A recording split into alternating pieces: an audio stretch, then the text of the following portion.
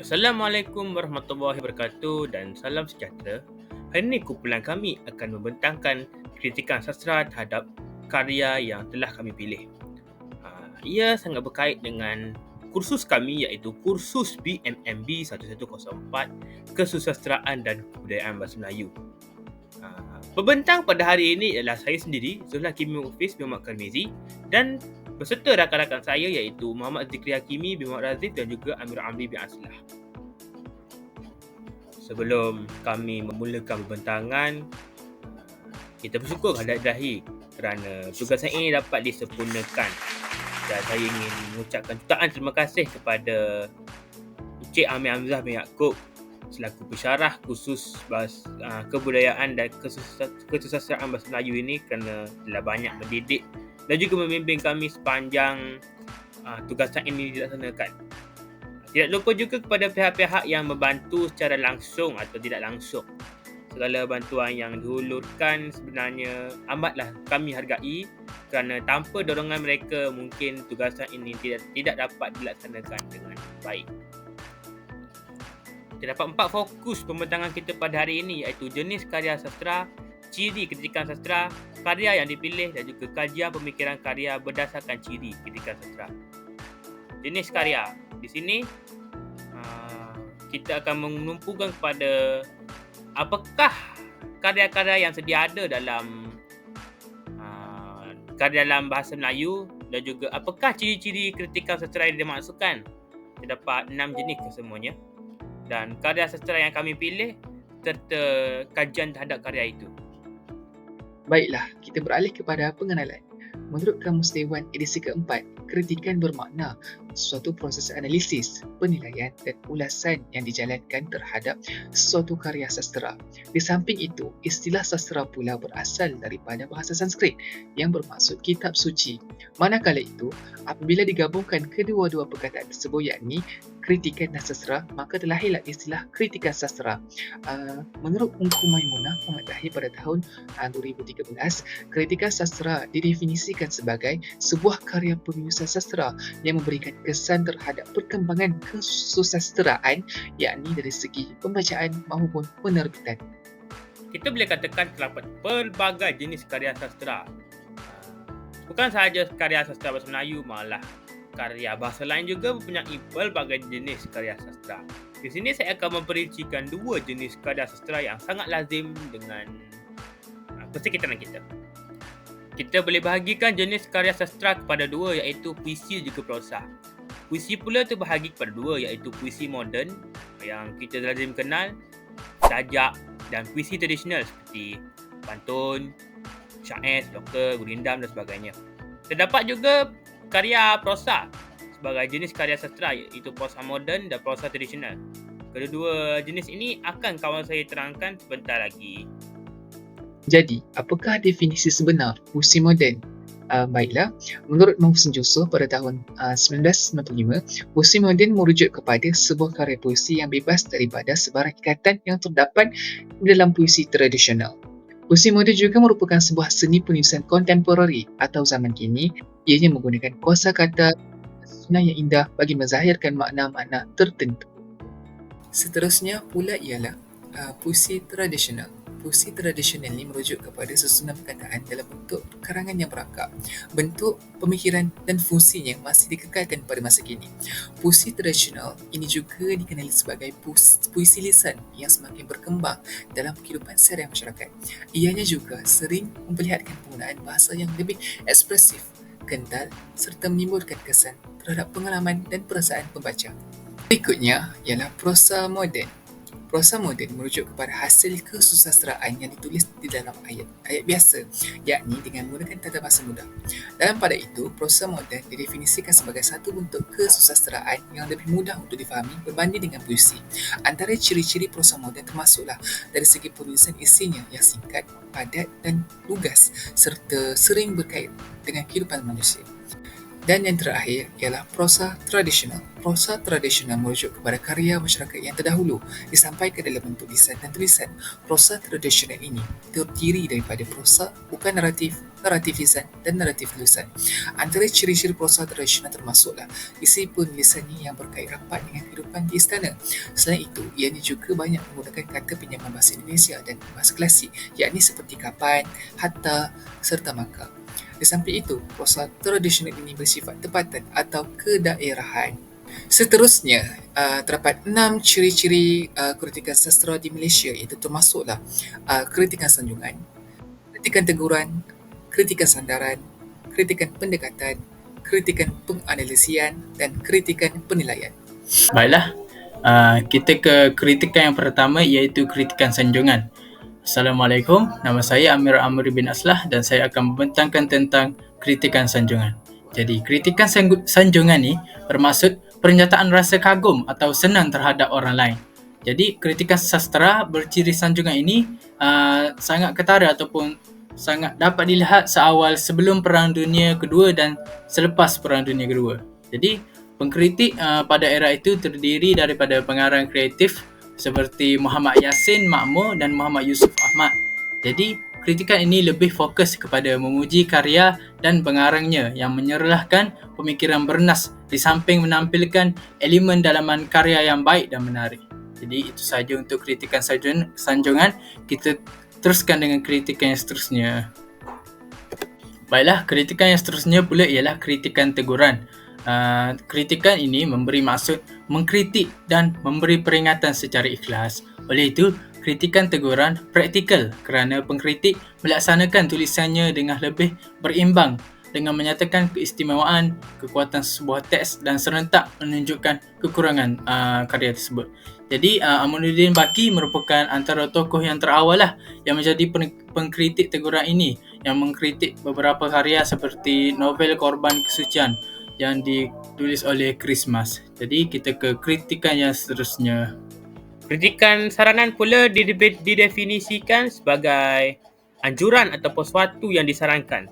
Di sini saya boleh simpulkan bahawa kritikan saranan ini ialah apa yang dinasihatkan ataupun disarankan untuk memperkukuhkan suatu karya tersebut ataupun untuk mengukuhkan suatu konteks yang berada dalam karya. Istilah ini membawa konotasi lain iaitu sebagai propaganda. Oleh itu, kritikan sastra merupakan kritikan saranan merupakan kritikan yang sangat cenderung untuk menggajurkan sesuatu yang boleh diperbaiki, kekurangan ataupun memantapkan lagi unsur-unsur yang boleh membina sebuah karya atau memberi satu jalan lain dari sisi teknik seumpamanya.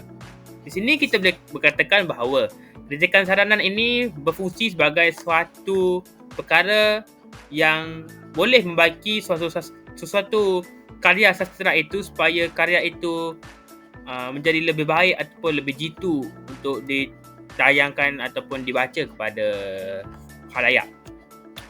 Jelas, kritikan sastra ini mengalihkan nilai positif dan amat penting kepada khalayak membaca, pengarang dan juga hujana kritikan sastra itu sendiri. Kritikan pendekatan pula bermaksud satu proses atau cara mendekati sesuatu. Di sini, kritikan pendekatan ini kita ingin mengkritik suatu benda yang dekat dengan hati pembaca karya ataupun penelaah karya. Di sini kita boleh mengkritik sesuatu yang sangat dekat dengan hati mereka supaya dan kerana ia merupakan suatu usaha yang dirangka dalam aktiviti pekajian ataupun kaedah untuk mencapai suatu pengertian tentang masalah yang diteliti. Dalam bidang kritikan kesusastraan ini juga pertimbangan dan penilaian yang dilaksanakan pengkritik lazimnya menggunakan suatu aspek atau landas tinjauan yang sangat tertentu. Landas yang saya maksudkan ini ialah satu ilmu atau teori tertentu. Okey, baiklah. Kritikan yang seterusnya ialah kritikan penganalisian. Penganalisian ini bermaksud menyelidik sesuatu karya untuk mengetahui keadaan yang sebenarnya, termasuk menentukan kedudukan, prestasi atau pencapaian sebuah karya itu. Dalam konteks ini, apabila seorang pengkritik atau pengkaji melakukan penelitian terhadap suatu genre sastra, maka hal ini bermaksud peneliti itu sedang melaksanakan kerja penghuraian atau penganalisian. Kritikan ini menuntut pengkritik untuk menguasai bidangnya, menguasai teori yang ingin diaplikasikan dan memiliki ilmu bantu yang relevan, mantap agar analisis yang dilakukannya benar-benar menepati dan mencapai matlamat atau konsep pendekatan yang pilih. Jadi pengkritik jika pengkritik ingin melakukan kritikan penganalisian, mereka perlu mereka perlu mempunyai ilmu yang cukup lah untuk mengkritik sebuah karya itu. Jadi itu saja, kita teruskan ke kritikan yang seterusnya. Kritikan yang terakhir ialah kritikan penilaian. Penilaian bermaksud melakukan pemberian nilai tertentu kepada suatu teks sastera atau karya yang menyangkut tentang mutu, yang berkaitan yang lebih fokuskan kepada mutu sebuah karya itu. Jadi antara tugas penting yang harus dilaksanakan pengkritik yang menerapkan kritikan penilaian adalah menentukan sesuatu teks karya sastera itu sama ada ia bermutu atau tidak, mempunyai keistimewaan atau kekuatan, atau sebaliknya yang terdapat pada karya itu. Jadi pengkritik harus bijaksana, adil dan saksama serta memberikan hujah yang relevan dan konkret sebelum memberi justifikasi terhadap sebuah karya itu. Jadi justru itu, pengkritik dituntut mengetahui dan memahami banyak aspek tentang pengarang yang menghasilkan karya, subjek yang dibincangkan, persekitaran, ras dan waktu yang dipaparkan. Jadi pengkritik bagi kritik penilaian ini perlu mempunyai ilmu-ilmu tertentu untuk mengkritik sesuatu karya itu. Jadi itu saja daripada saya. Sekian, terima kasih. Baiklah, penulisan karya yang kami kaji adalah Cerpen Pungut atau Zahara alias Yap Siew Hong. Karya ini merupakan karya Muhammad Latif Muhammad. Antara ciri-ciri kritikan sastra yang kami dapati menerusi cerpen tersebut termasuklah kritikan sanjungan. Hal ini dapat dibuktikan melalui potongan ayat yang telah diambil. Sebagai contoh, Mak Timah sedang sakit tapi terpaksa membersihkan pungut. Jika dia tidak dibersihkan, maka akan sehari suntuklah dia bergelumang dalam kotoran najis, berendam dalam air kencingnya sendiri. Huraian kritikan sanjungan berdasarkan potongan ayat di atas adalah Mak Timah merupakan seorang yang tabah dan kuat. Hal ini dikatakan demikian kerana meskipun Mak Timah sering berada dalam kesakitan kurang daripada peningkatan usianya, namun beliau masih tidak putus asa dan terus tabah menjaga anak angkatnya itu. Potongan ayat yang seterusnya juga mempunyai ciri-ciri kritikan sanjungan, iaitu pungut bangun sambil mengeluarkan suara menandakan dia sedang lapar. Lalu Mak Timah mengambil secawan teh susu, disisahkan roti ke dalam teh itu dan disuapkan ke dalam mulut pungut. Huraian kritikan sanjungan berdasarkan potongan ayat di atas termasuklah Mak Timah merupakan seorang yang penyayang. Hal ini dikatakan demikian kerana meskipun keadaan pungut yang serba kekurangan dan cacat itu, Mak Timah tetap mementingkan kebajikannya dengan memberikan makanan, dengan menyuapkan makanan tersebut terus ke dalam mulut pungut tanpa sebarang keluhan. Untuk ayat yang terakhir adalah rasmilah anak siulan iaitu pungut menjadi anak angkat kepada Mak Timah. Namanya Zahra binti Muhammad alias Yap Siew Hong. Huraian kritikan sanjungan berdasarkan potongan ayat di atas adalah Mak Timah merupakan seorang yang prihatin. Hal ini dikatakan demikian kerana Mak Timah terus menerima tawaran daripada jirannya iaitu siulan untuk mengambil pungut sebagai anak angkatnya tanpa sebarang rasa terpaksa. Terdapat juga kritikan teguran di dalam cerpen ini. Hal ini dapat dibuktikan melalui potongan ayat di bawah. Anak ini kecil, beratnya hanya 2 paun setengah macam buah betik. Sebab itu, doktor tahan siulan dekat hospital, tak bagi balik. Dulu, sebelum siulan beranak, datuknya beritahu anaknya itu akan bawa sial. Siulan pun susah hatinya.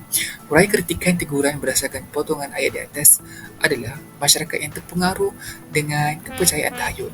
Hal ini dikatakan demikian kerana penulis menceritakan mengenai kepercayaan tahayul yang masih diamalkan dalam kalangan masyarakat, yakni seperti percaya terhadap harapan yang buruk ahli nujum terhadap bayi yang bakal dilahirkan. Perkara ini diulas berdasarkan potongan ayat di atas. Potongan ayat yang seterusnya pula adalah Mak Timah kembali memikirkan mengapakah Tuhan menciptakan manusia seperti pungut, mengapakah manusia sejak pungut hidup lama, mengapakah Tuhan mencabut nyawa orang yang berguna kepada bangsa dan negara. Huraian kritikan teguran berdasarkan potongan ayat di atas adalah sikap seorang yang berprasangka buruk.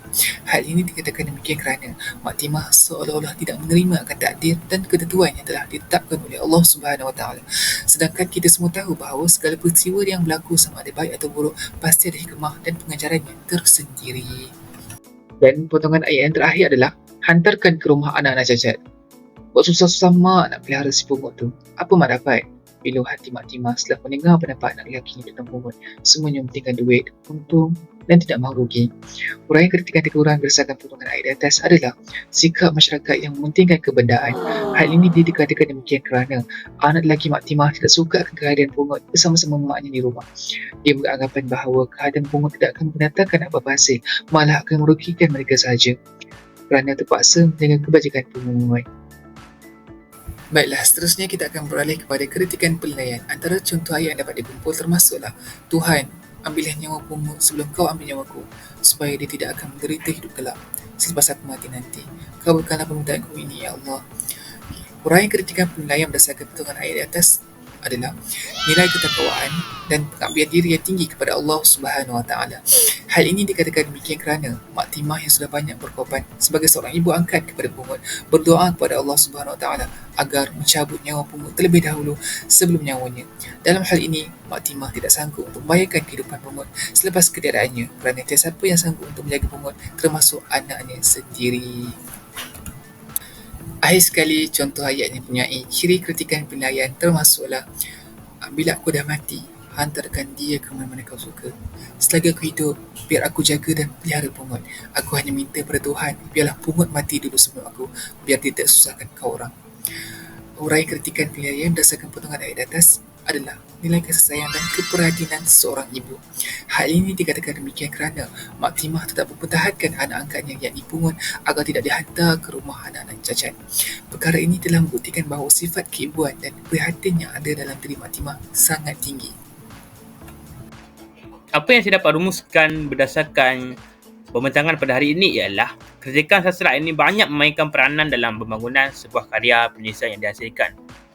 Hal ini dikatakan demikian kerana kritikan ini membantu dalam menyentuh hati setiap masyarakat ataupun menyentuh hati pengarang itu sendiri dalam melaksanakan sebuah karya. Justru, dengan adanya kritikan sastra ini, sebuah penulisan karya dapat dinilai secara kreatif dan juga kritis serta dapat memberikan manfaat kepada pembaca, pengkaji dan pengarang karya penulisan itu sendiri. Di sini dia mampu untuk mengubah suatu masyarakat ataupun rakyat yang mempunyai nilai murni ataupun pengajaran yang tinggi. Sekian saja kepada kami. Terima kasih. Maaf jika ada salah dan silap sepanjang pembincangan ini dilaksanakan.